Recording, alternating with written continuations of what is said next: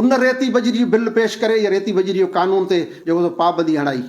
पर हाणे जेका मूंखे यादि आहे चिटी तरह अपोज़िशन जो लीडर हो पीपल्स पार्टी जो, त इन जी मुखालफ़त कई उन बिल जी, त बाबा हिन सां कराची शहर में तरक़ी कोन थींदी, हीअं कोन थींदो, रेती बजरी खणण जी इजाज़त ॾियो, हीअं कयो हूअं कयो। इहे ॻाल्हियूं सभु रिकॉर्ड ते आहिनि, पर असां न रिकॉर्ड था पढ़ूं, न अख़बार था ॾिसूं, न सच ॻाल्हायूं था।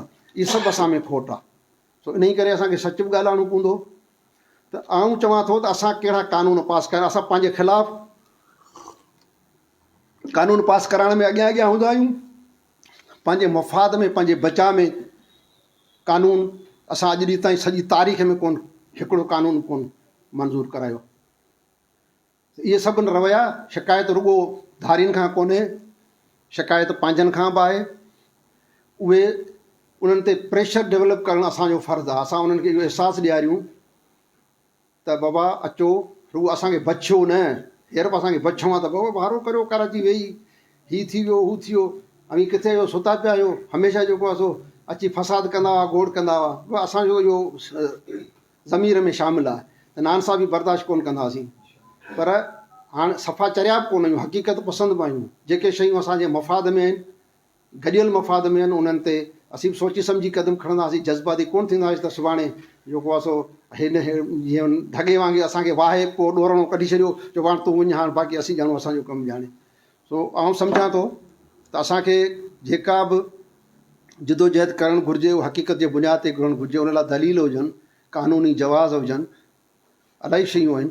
बाक़ी रुॻो जेको पंहिंजी सोशल मीडिया खे इस्तेमालु करे ॻाल्हियूं करे उन में फ़ोटू कढाए हिकिड़ो माण्हू नए वॾा जीअं चवंदो माण्हू शहादत में शामिलु थिए, उहो कोन थींदो। अमली तरह कुझु करिणो पवंदो।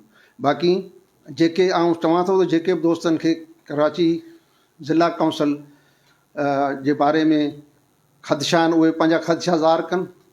पर आउं जेको ज़िला काउंसिल जी हिन वक़्तु जेका उहा कशिश जेका माज़ी में ज़िला काउंसिल जे लाइ करे रही आहे, उहो हिन वक़्तु कोन थो ॾिसां। उनजो मेन कारण ज़िला काउंसिल जी 4 साल कारकर्दगी आहे, जंहिंमें हिकिड़ी रिज़ोल्यूशन बि असांजे मफ़ाद में पास कोन थी आहे, जंहिंमें हिकिड़ो बि अहिड़ो को प्रोजेक्ट कोन ठहियो आहे, जंहिंमें कॾहिं बि असांजी नुमाइंदगी मुल्क जे आला हुकुमराननि तां न थी आहे, को सिपाहनामो पेश कोन थियो आहे, का ॻाल्हि कोन थी आहे। अहिड़ी ज़िला काउंसिल खे असीं छा कंदासीं?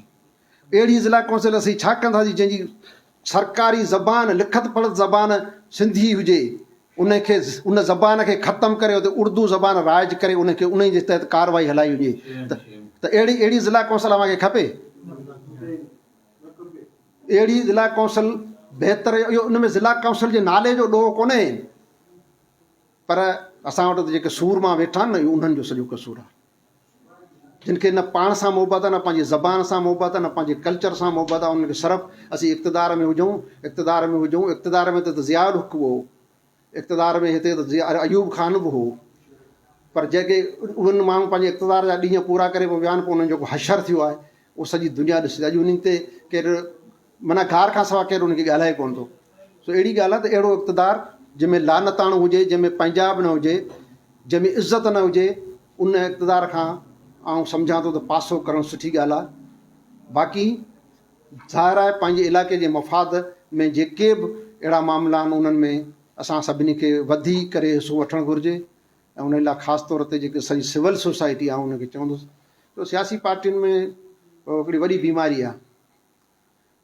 अहिड़ा बुर्दबार कारकुन सियासी पार्टियूं हाणे पैदा नथियूं कनि जेके अॻे हूंदा हुआ, जेके पंहिंजे भुटे साहिब जहिड़े माण्हू खे माण्हू 7 सुरियूं ॿुधाईंदा हुआ।